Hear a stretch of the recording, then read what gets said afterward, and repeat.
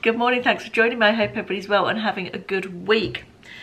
I have made myself a large cup of coffee and I'm going to be answering some of your questions. I asked you for questions.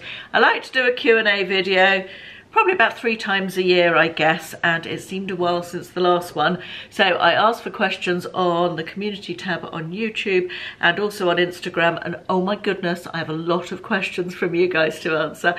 These are some of my favourite videos to watch from other YouTubers and also some of my favourite to make. I think because I know that I'm talking about things that I know that you're interested in because you've asked the questions, you've had the input for the content, so I think I quite enjoy that aspect of it.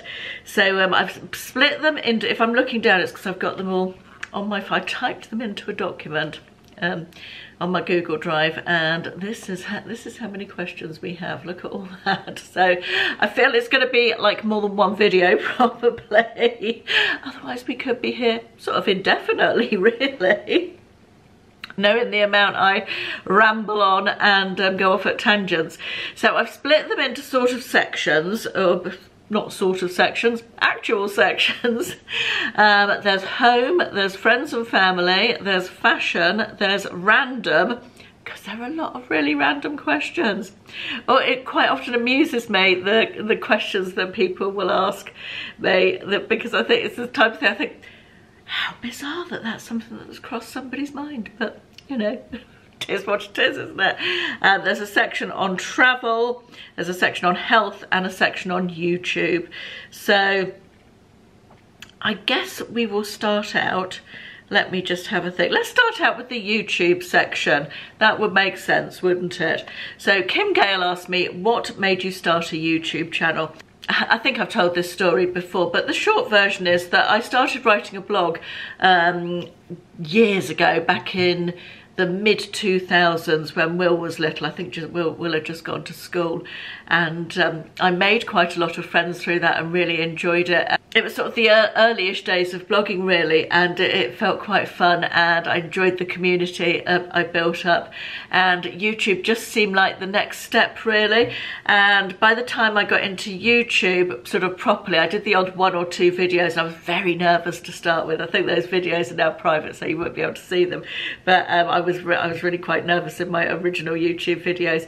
By the time I got into YouTube properly, I was selling on eBay sort of as a job, and that I'd also come into a community of people, very early days of the UK reselling community, and I started making videos or including videos on my channel to do with reselling. In fact, my channel was mostly eBay reselling for quite a long time before I sort of switched to the over 50 lifestyle stuff. So that's sort of how I got started in it, really. The next question is from Mrs. P's Not So Secret Diary, and this is, what would you say to someone starting out on their own YouTube journey? Any advice or warnings? I would say my biggest advice, so to speak, would be, I hesitate to give advice, I talk about my own experiences rather than give advice, but I would say you don't need to spend a whole load of money on buying equipment for a start. You can just start with your phone, but people with super successful channels just film on their phones. Most people have already got a phone, so you certainly don't need any more than that. I would say learn to edit.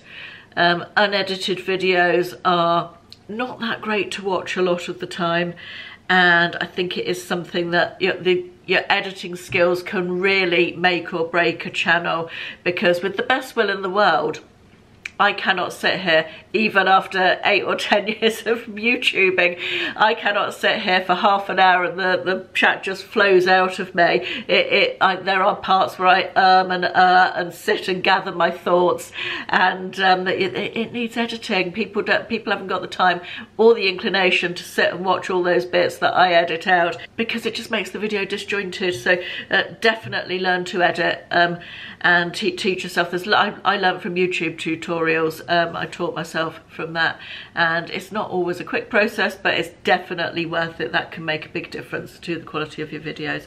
The other thing is, obviously, there's a lot of nasty people out there on the internet, far more so these days than when I started, so you will at some point in a YouTube journey get some unpleasant comments. It's not nice, it's not enjoyable, and you need to be able to withstand that. I have seen women of my age disappear from YouTube because they can't handle it. So have a think about whether you are prepared to deal with that before you get too far into it, I would say. But overall, my experience of YouTube, I would say absolutely go for it. My main advice would be go for it, dip your toe in, get started, give it a go, and I'm sure you'll love it. Anna Riss 1605 asked me, I like this question, what is your favourite YouTube memory from your own channel?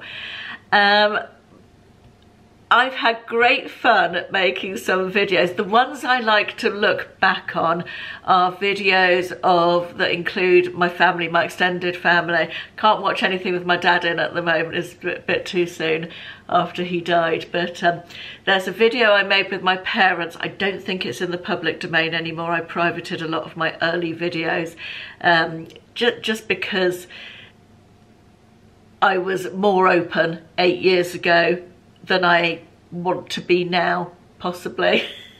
Things change, don't they? Times change and circumstances change and the type of people watching change. And yeah, so yes, I don't think it's still in the public domain, but I've still got it there. It's just not public. It was the parent tag, and I filmed it with my mum and dad, and that's one of my favourites. I really enjoyed doing that. We filmed that while we were on holiday in the Maldives, and yeah, I really like that. Holiday videos with my family, I love watching back, really enjoy those. And I remember that Ashley and I did some cooking videos during lockdown, and really enjoyed doing those as well with him. That was really good fun. We had a lot of fun filming those. And we have plenty of time on our hands, of course. So yeah, lots of happy memories, but those are the ones that spring to mind straight away. On the subject of cooking videos with Ashley, and this is complete coincidence that this question is next on the list, Donna Tickner asked me, do you have any plans to do a cook on a budget video with Ashley again? I loved them. They were so fun to make, Donna. They were really good fun. I don't have... Sadly, cooking videos do the worst of any videos on my channel.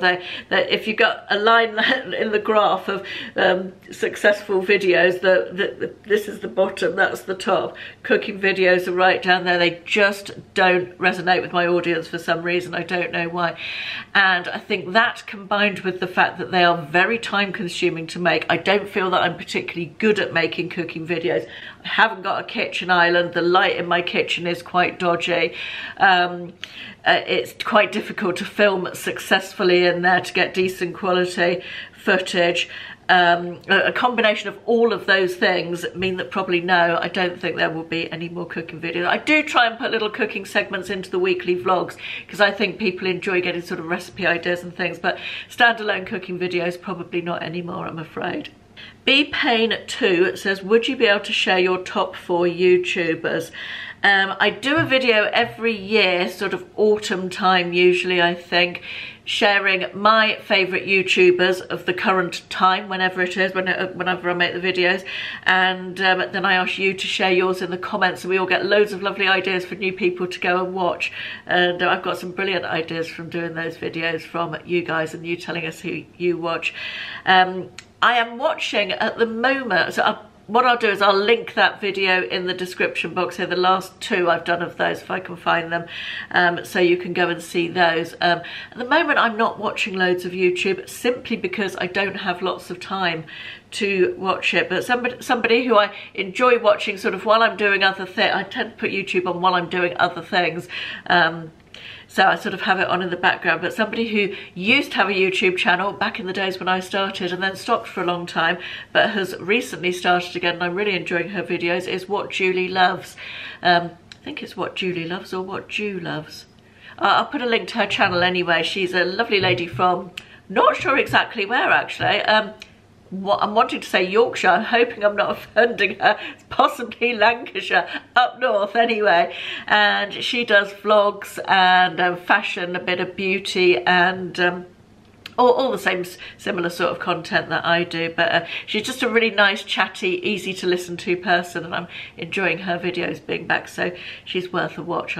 As I say, I'll pop her link in the description box, but if you want more recommendations than that, certainly go and see the other YouTube video recommendations videos that I've done. Another question about starting a YouTube channel. I think I've sort of covered that, but it was from Kim Ray, and she said that she'd also recently lost a parent. I'm so sorry, Kim. I hope you're doing okay. It's difficult, isn't it? And yeah, she said she'd like to start her own vlog. Any advice and tips would be appreciated. So hopefully you've got something from my answer to the other Kim's question. Oh no, it wasn't the other Kim. It was Mrs. P's Not So Secret Diary. So I hope I've covered that for you. Weirdly, I've now got a question from What Julie Loves next, who I've just been talking about. So it is What Julie Loves, not What Ju Loves. I think that's just her shortened username. Hi Caroline, do you think you'd ever give up eBay and become a full-time YouTuber? For anybody who doesn't know, my other job apart from YouTube is I resell on eBay, mostly ladies' clothes. I've done it for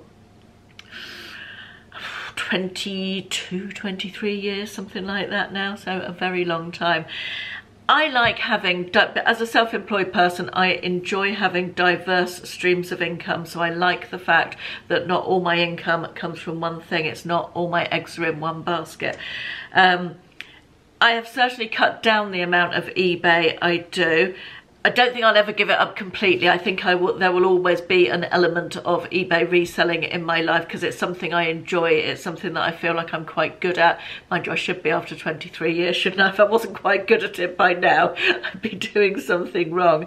But yeah, I do like having the different streams of income from different things. I feel like that, especially in this current economic climate, you never know when one thing just won't work anymore. I mean, you could all stop watching me tomorrow and then I wouldn't have a YouTube channel anymore, would I? So yeah, it makes me feel a little bit more secure having the income coming from different places. Denise Martin Laurie says, any chance you could do some cooking videos? I think I've covered that, and as I say, I will continue to include cooking segments within the weekly vlogs, showing you what I'm eating and that sort of thing, but standalone cooking videos, unfortunately, it's just not worth the amount of time it takes to do them because people just don't watch. Pauline D says, hi Caroline, do you think Ashley would ever venture into doing a Q&A with you for a bit of a laugh? Ashley, my husband, is occasionally on my channel, generally with a witty aside or two, whenever the camera's on him. I don't feature him as much as I used to. I feel because of the amount of hate on YouTube and its periphery, or on the internet generally, I feel very protective of my family, and whilst I am clearly putting myself out here and therefore subject to a level of abuse, whether it's directed at me directly or, you know, in discussion elsewhere, I don't want that for my family. And so sad, and I realise that's quite sad. That's quite a sad thing, isn't it? Because in the past I was so much more open, I guess, about including family, and I feel that's why when I've done the videos recently that I've included my family, I've done some travel videos, some throwback travel videos, holidays and things, and my family have been in them, and I turn off the comments on those. That's one of the reasons that I do that. But yeah, I don't think I'd make Ashley sit down and do a Q. If I forced him to, or if I said to him, I really want you to do this, would you do it? I think he would. But sadly, the times we live in make me feel uncomfortable at opening my family up to the levels of abuse that I encounter, I guess.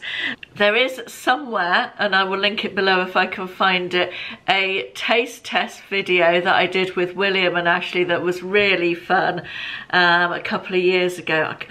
I think I was getting them to taste things and guess what they were, but I'll link that if I can find it because that was fun. And the final question is from Nadia B, who says, hi Caroline, my favourite YouTuber. Thank you, Nadia, that's so nice to read. But who is your favourite? I think probably my very favourite YouTuber, I don't think I've got one, But the people that I have watched the longest and still watch, there are 3 of those. One is Louise Pentland. She was the very first person I ever watched on YouTube. Sprinkle of Glitter, she was called back in those days. I don't watch everything she makes anymore because she does a lot of sort of Disney and mummy style content, which isn't really what I'm looking for these days, but I do still watch some of the content she makes. The next one is the 2 American ladies. L is for Living. L as in E-double-L-E, is somebody that I've consistently watched for years. She doesn't do loads of different videos anymore, but she does a monthly favourites, which I will always tune into because she has some good tips and stuff. And the other one, who mostly does clothes videos now, and she's in America, so I don't tend to watch her as much, is Marnie Ms. Gold Girl, who I originally watched because she did weekly vlogs, and she had 2 sons a similar age to my son at the time. She doesn't do that sort of thing. I think she's had a sort of YouTube situation, much the same as mine, where she just got ground down by the abuse and is now, again, very closed about her family. So I miss her more personal style of things. But I do still dip in and out of her clothing and favourites type videos. Right, that brings us to the end of the section on YouTube. So what shall we do next? Let's do some, where are we? We're 18 minutes in. I don't want this to be longer than half an hour. So let's do fashion. Let's do fashion. So let's start with Michelle Giblin or Giblin. Sorry, Michelle, I'm not sure how to pronounce that. It says, hi Caroline, just a question. How do you style your tops? Do you wear long or short necklaces? I mostly wear no necklaces at all, as you will have seen, because I'm not very good at putting jewellery on. It seems to be something I forget all the time. I'm trying to improve that. As you know, I've recently bought a jewellery stand to put jewellery on for a weekly basis to make it be in front of me and make me put it on. Haven't actually managed to fill the jewellery stand up yet, but the thought is there. Hopefully by the time you see this, I'll have filled it up. Now, SSuze27 asked me, did you wear the leather and suede white trainers you bought from M&S? I saw you bought some others. Yes, I did, but they weren't white. The ones from M&S weren't white. They were like a beigey colour. I particularly wanted some beigey nude coloured trainers this year because I had white trainers last year and I wore them and wore them and wore them until they literally fell to bits almost. And so I got the beige ones from M&S, but I got another new white pair as well. You're right, as well as the beige ones, because I needed some to replace the ones that I wore and nearly fell to bits last year. So I've got some beige trainers from M&S and I've got some white trainers from Vionic. So yes and yes is the brief answer to the question. Lorraine XOXO. I'm not sure if there's a bit of tone in this question. I showed it to Carla yesterday and asked her, I said, do you think there's just a little bit of judgy in this or not? So Lorraine, I apologise if there's not. It just seems a little bit judgy possibly. It's from Lorraine.xoxo on Instagram, and she says, do you buy nice clothes, brackets not supermarket stroke Primark, full price, or just wear second-hand and gifted? First of all, no, I don't just wear second-hand and gifted clothes, although obviously gifted and second-hand clothes are included in my wardrobe. Yes, I would take issue with the fact you say nice clothes and then clarify that by not supermarket stroke Primark, because I feel like there's loads of really nice clothes available from Primark and from supermarkets. And a lot of people, that is their budget, isn't it? That is the budget they want to spend on clothes. For me, clothes is, I get bored with clothes quite quickly, so really I'm not going to ever be somebody who has a capsule wardrobe of staple pieces that they wear year after year. That's just not me, and so I am a bit of a fast fashion girl, if I'm honest. However, I do try and offset that because obviously my job at eBay is rehoming second-hand clothes, or pre-loved clothes as we say these days, and I never throw anything away. I wear it and then pass it on or sell it or whatever, but nothing goes into landfill direct from me. So I do try and do my bit in that way. But yeah, I mean, today for instance, I've got on my white trainers that I bought from Vionic. I've got on, I'm having to look here to see what I've cotton. I've got jeggings that came from Amazon that I bought, and I've got this top which is part of a set of top and trousers from TikTok shop. So I don't buy expensive clothes. No, I think probably Marks and Spencer's is the toppiest range I get. So, but I do feel like you can get nice clothes from supermarkets, otherwise I wouldn't buy them from there. Empress Yvette asks me, wondering why you seem not to have alteration done on things you truly like. Alterations done on things. Getting things hemmed or adjusting the waistline isn't expensive, or the DIY option, iron-on hemming tape, is cheap and easy. So it's sort of the same answer as to the previous question.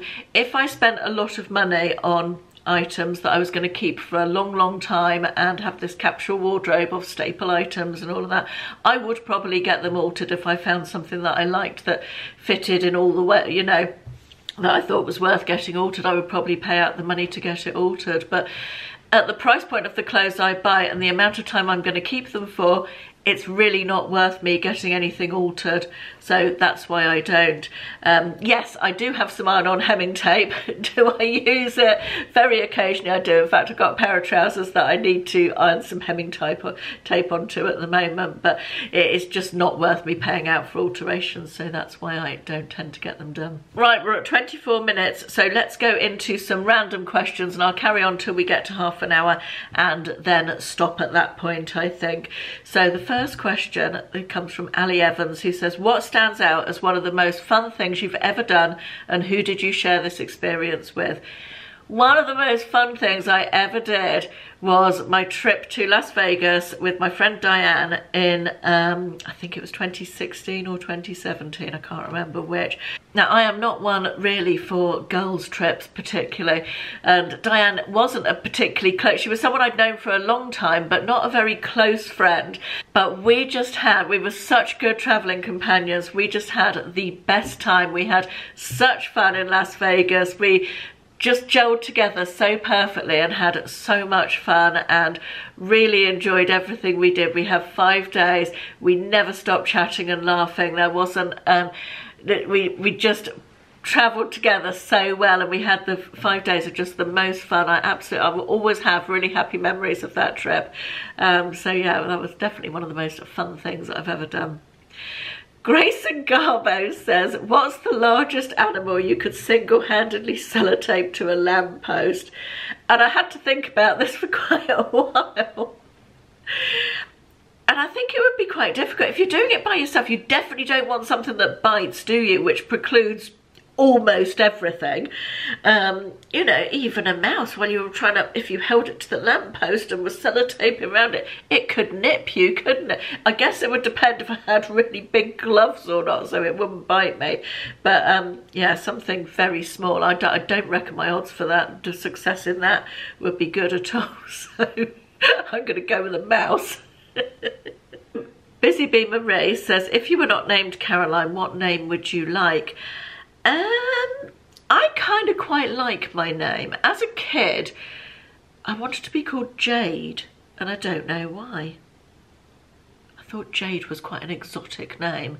I remember as quite a young kid, maybe like 9 or 10, something like that. I thought the name Jade was quite exotic and quite unusual. I quite fancied being called Jade, but no, I'm quite happy with my name now. I don't feel...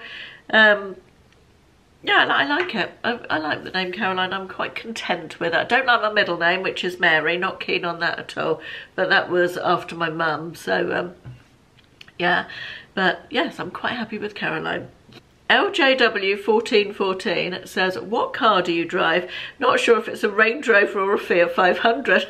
There's quite a difference in those, isn't there? It's a Range Rover Evoque. I had a Range Rover Sport previously and I loved that, and I had a big Range Rover before that as well, and I've loved them all, but after the Range Rover Sport I really wanted to size down a little bit, so I decided to go with the Evoque, and I got it at the beginning of 2020. It was an ex-demo car, and I love it, really love it, very, very happy with it indeed, and far easier to park.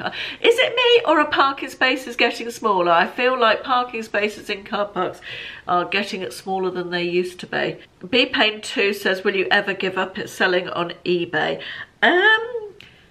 I think we sort of covered that a little bit, didn't we, previously, but it started off as something as a bit of fun. It became a full-time job. It's now a part-time job, and I can see it going back to something being a bit of fun again, sort of thing. So probably not. No, I wouldn't have thought so. Not completely, but it's great. It's a lovely thing selling on eBay, and that you can make it as big or as little as you want to. It's a very flexible income source, so I quite like it for that. S. Meadows says, what advice would you give for being confident? Now, it's quite interesting because I don't feel like I'm the most particularly confident. I think you do get more confident as you get older, and I think that's mostly because you care less about what people think. So aging helps confidence would be my first advice. But I think also fake it till you make it. I think definitely just act like a confident person would do, and eventually you'll find that you are that person, which probably sounds an easier to do than it actually is. But don't overthink things as well. I think confidence can be definitely overthinking. Yeah, definitely overthinking makes you less confident. Right, my battery light has just started flashing, so I'm going to take this as a sign to finish off this video here, and I'll be back to answer the rest of your questions at another time. So thank you very much for watching. I hope you've enjoyed. Thank you to all the people who left questions, and I'll see you soon for part 2. Bye bye.